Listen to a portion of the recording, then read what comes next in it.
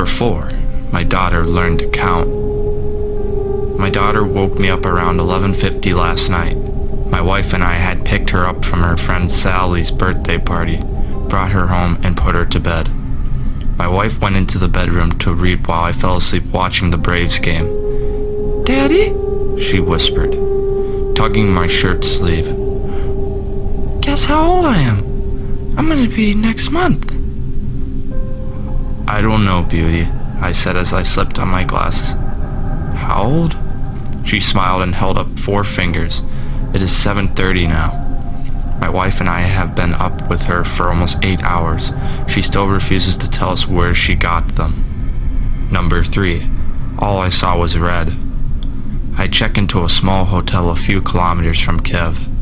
It is a late night. I'm tired. I tell the woman at the desk I want a room. She tells me my room number and gives me the key.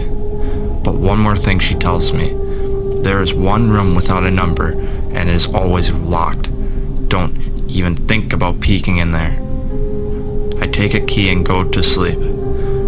Night comes and I hear trickling of water. It comes from the room across. I cannot sleep, so I open the door. It is coming from the room with no number on it. I pound on the door. No response. I look in the keyhole. I see nothing except red. Water still trickling. I go down to the front desk to complain. "By the way, who is in that room?" She looked at me and began to tell me the story. There was a woman in there, murdered by her husband, skin all white except her eyes, which were completely red. Number 2. He stood against my window. I don't know why I looked up, but when I did, I saw him there. He stood against my window.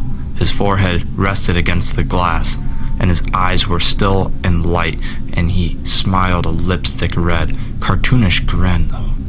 And he just stood there in my window. My wife was upstairs sleeping. My son was in his crib, and I couldn't move. I froze and watched him looking past me through the glass. Oh, please, no.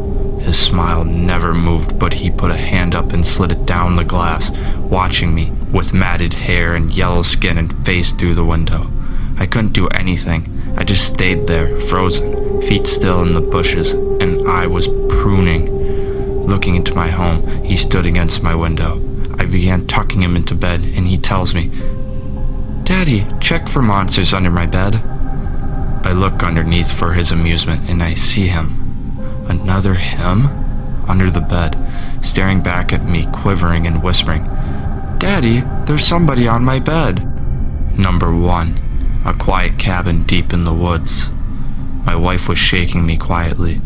I looked around the cabin. The girls must have gone to bed. The fire had burned down to embers. My glass of scotch was still in my hand. Something is tapping on the porch. Then I heard it too. I grabbed my axe and lit the lantern. I opened the door expecting a raccoon or a skunk, but instead found a boy of about 10 years old.